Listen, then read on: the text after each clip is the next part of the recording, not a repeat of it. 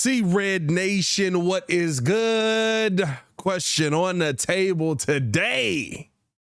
Are the Chicago Bulls closer to a retool or a rebuild? We'll break down what AK needs to do with this team and kind of where this team is already at and where they're actually going after seeing what the Pat Bev effect is kind of done in the second half of the season. All that and more in today's episode of the Windy City Breeze Sports Talk Daily. Let's go.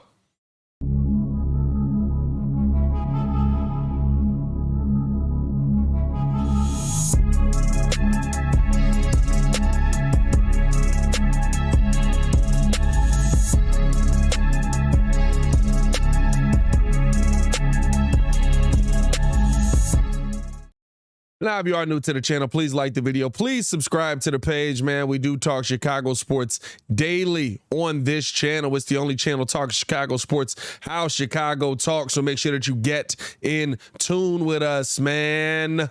So Bulls have really started to turn things around, weirdly enough. I don't know if it's going to mean anything in the long run for this season as a whole, but they've started to play much better since Patrick Beverley has joined this team. They're 8-4 since Pat Bev has joined the team. The defense looks just like night and day, right? All of a sudden, Zach LaVine is the player that we thought we wanted to pay the entire time and just looks like a monster. And so the question is, right, after you look at all of these things, you still don't expect championship 7 coming out of this season, right? So you're heading into the end of this season saying, all right, well, what is this Bulls team? Where are we in the grand scheme of things? And I think there's two things that you have to really take into account, especially when you're asking the question that is the question on the video today. Are you closer to a retool or a rebuild? And here's the thing that I need people to understand. The first and foremost thing, at least in my belief, the Chicago Bulls will never rebuild under Arturas Karnisovas. We will never see a rebuild, a full-on tear it down to the studs, let's build this thing back up under Arturas Karnisovas. Why do you say that, Pat? I look at where Arturas has come from. I'm not talking about country, yo. I'm talking about the team that he was associated with. And when you talk about coming up in a system and learning the ways of that team and how you're being positioned and moving up and moving up and moving up, and the entire time that's the team that you're focused on. I dropped my phone. Hey, that's the team that not that you're focused on, but well, yeah, that you're focusing on, right? Because they're the ones that are teaching you the ways of the business and of the game. The Denver Nuggets have never rebuilt. They have retooled many times. And what I mean by this is, like, at least in the last 20 years or so, I should say, the Denver Nuggets haven't really rebuilt. Here's Denver's record. Let's just go to the last 10 years, right? You go back to 2012, 57-25. Next season, 36-46, 30-52, 33-49, 40-42, 40, what is that? 46-36, 54-28, 46-27, 47-25, 48-34, and this year right now they're 48-24. The last time you can look at a Denver Nuggets team and say, hey, you guys have won less than 30 games, like you're abysmal, is 2002. And by the way, they only had 2 down years there in 2002 and 2001 because before that, 40 wins. The Denver Nuggets are not a team that looks to rebuild. They look to retool. They look to add pieces to continue to be competitive as they try to find a star in that process. And guess what? They've now done it twice. Right? In those retools, in those struggle mode. Oh, we gotta find somebody to go out here and make the Carmelo Anthony, who in my opinion probably should have been rookie of the year. Right? Goes out there, balls out, gets his team to the playoffs, right? And all of a sudden you're sitting there looking at this ascending star, superstar level player. You want to move on from him? Okay, boom. We're gonna have a couple of down years. We got who was the point guard? Was it Jamal Murray? Not Jamal Murray. Why am I blanking on the name? Not Jameer Nelson either. Y'all know who I'm talking about, right? Point guard out there for years. Okay, we're gonna build around him. We're gonna make this team just a little bit competitive. Bring in you know, they're not getting big name free agents. They're not getting big name talent coming off of the streets, right? Like they're just trying to maintain, boom, Nikola Jokic. And so to me, that is what this Chicago Bulls team will be modeled after. And I'm not upset about that. I know there's a lot of people that believe in tanking. Listen, I've dropped the numbers on tanking this on this podcast or on this show many a times. I don't believe in tanking. I don't believe that tanking actually helps you. I don't believe that tanking actually works, because what it does is take you out of a completely out of a market that absolutely does help you get role players and big names on your team, and serious big names on your team in today's market, right? Because you're not in the conversations for the disgruntled superstar that doesn't want to be on his team if you have 10 wins. You're not in the conversation for the role player who feels like he should have a bigger role on a team, and all of a sudden he's able to ascend because now somebody's believed in him. You're not in those conversations if you have 10 wins, right? You're in those conversations if you've got 30. Right? Like, nobody would be surprised if the Bulls go out and add a nice role player that actually impacts this team going into next season. So I think that, right, being in on a retool consistently, and yeah, does it suck right now? For sure. The Bulls have won 34 games. We thought the Bulls were going to be a 48-win basketball team at a minimum. We didn't think that we were going to be sitting here talking about 34 games with 11 games to go. And this, bro, and here's the wild part, right? Sidebar. If they, I know it's highly unlikely, probably highly unlikely. If they win out, it's like a 45-win season, bro. What are we watching right now? If they win out and we get a 45-win season, 45 and 37, that's insane. That's insane. Anyway, but back to this. No, I just, to me, right, when I'm looking at the Chicago Bulls team right now, I would rather have the mindset of my GM being, hey, continue to retool, because the tank sessions don't work.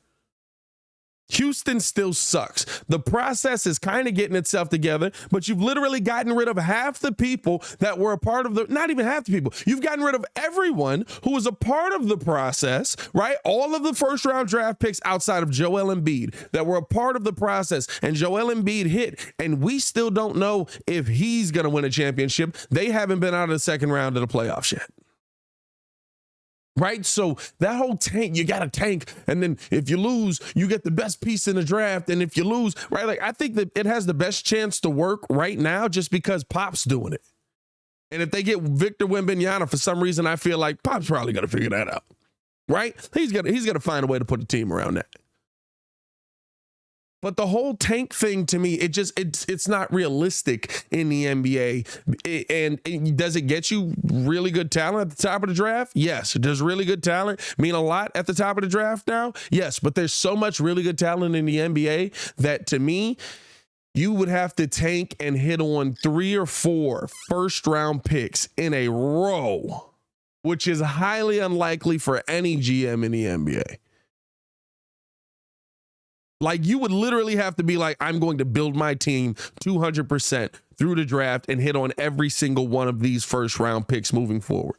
It's the only way. Unless you're OKC or Boston, you just have 17 of them in the first round, right? Like, I got 3 first round picks over the next 4 years. You know what I mean? Like, in each draft, like, so it's just not realistic to me. So when I sit there and I look at how the Bulls are probably going to be built, I'm okay with that, because right now, right, listen, Zach LaVine is a talented player.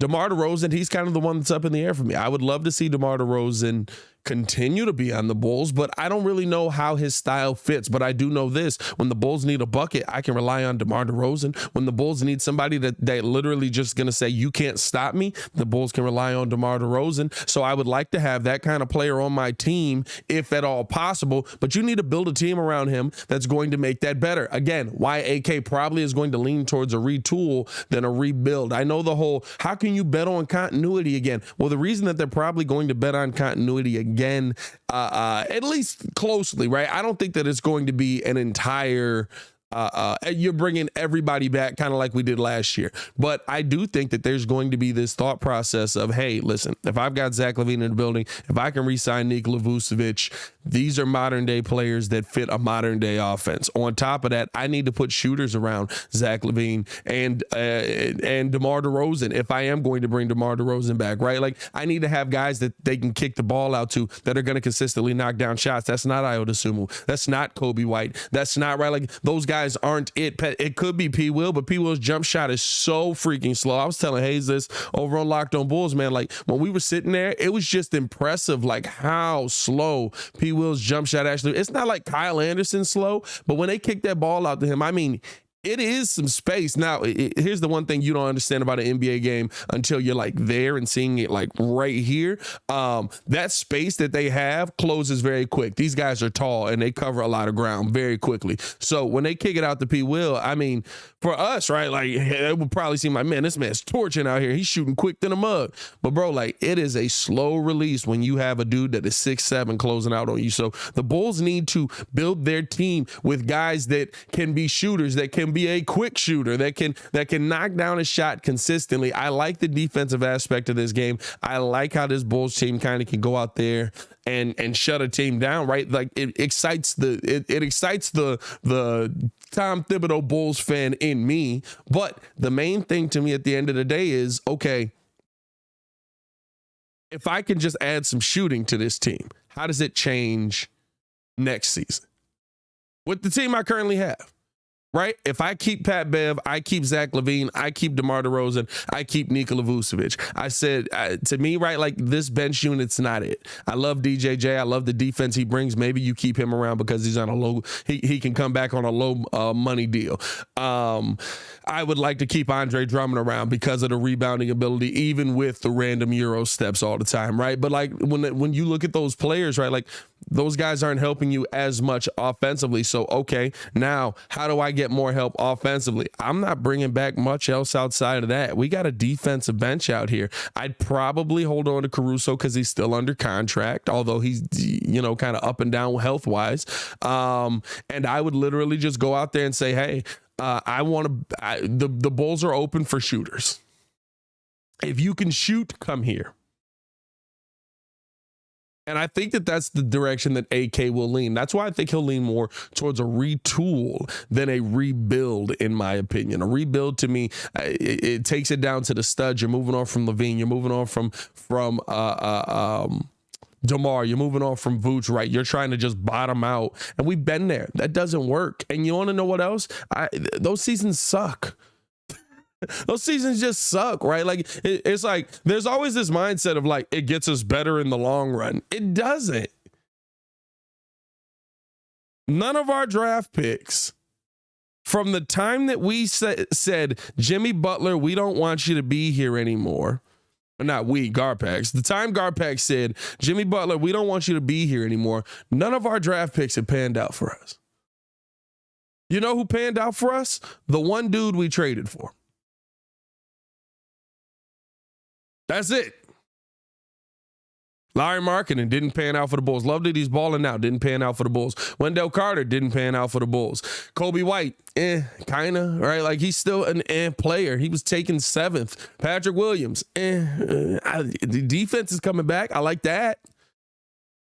Right? So you want to be able to hit in the draft while you already have talent on the court, so that the draft talent that you go out and find, right? And guess what? You still can find good talent in the middle of the draft. You can find it at 15. You can find it at 17. You can find it at 25. You can find it in the second round. If you're still a believer in Ayo Dosunmu, which, listen, I think he's just having a sophomore slump. Scotty Barnes don't look good either. He was taking the top of the draft. I think he's having a sophomore slump. I'm still a believer in Ayo Dosunmu in the long run. If you're a believer in Ayo Dosunmu, guess what? Second round. So to me, I'm looking at this entire season and I'm saying, okay, listen, you took a step back this year, a major step back this year, although we don't know what this next 11 games is going to bring. It's going to be very random. And you were not the team that we expected you to be. That means that we need to change some major things around. This year, you don't go into the draft with your draft pick, but it's not like the Bulls are devoid of draft picks for the next 15 years. They have their first round pick again next season. So I'm going into next year's draft and I'm saying, okay, I'm looking to find a star talent to pair up with the guys that I already have in the building. Maybe somebody to replace DeMar DeRozan. Heck, I'm going to hold on to Dalen Terry. Let's see if we can get Terry some more minutes in this thing. Let's go out here and find some legit shooters. Let's go out here and find some legit possible young point guard talent. Maybe a Dennis Schroeder, and I'm going the retool route because the rebuild route doesn't get you anything anytime soon. 2 years from now, you go out there and you get the first pick in the draft, but you got nothing else. What does that get you? Does anybody think Houston's not talented? Does anyone think Houston's not talented? There's talent left and right on that team. It doesn't mean a thing if they don't know how to play the NBA game together.